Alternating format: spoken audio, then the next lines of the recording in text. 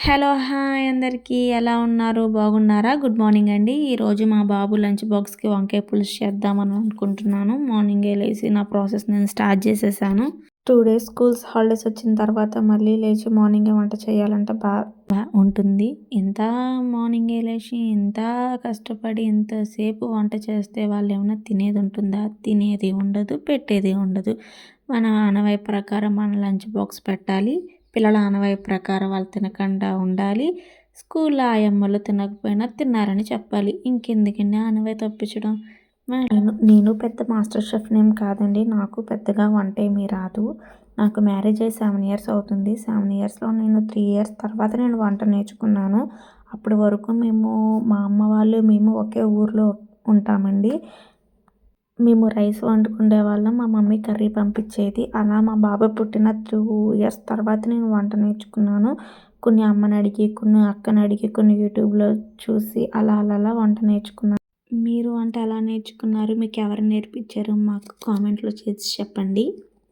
ఓకేనా అండి. ఇంకా ఈ వంకాయలు మేమున్న ఇంటి పక్కన ఒక ఫ్యామిలీ ఉంటుందండి. వాళ్ళు ఓన్‌గా వాళ్ళ వెజిటబుల్స్ వాళ్ళు పండించుకుంటూ ఉంటారు. వాళ్ళ పిల్లలు, మా బాబు ఒకే క్లాసు.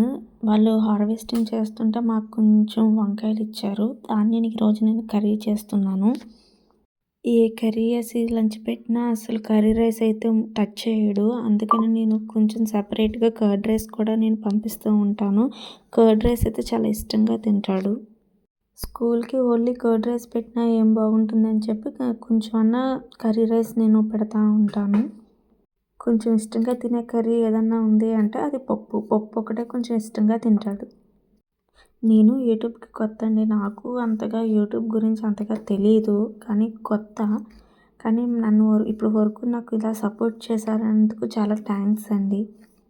ఇంకా నేను చాలా ఇంప్రూవ్ చేసుకుంటూ ఉంటాను. కొత్త వల్ల నాకు అంతగా తెలియట్లేదండి.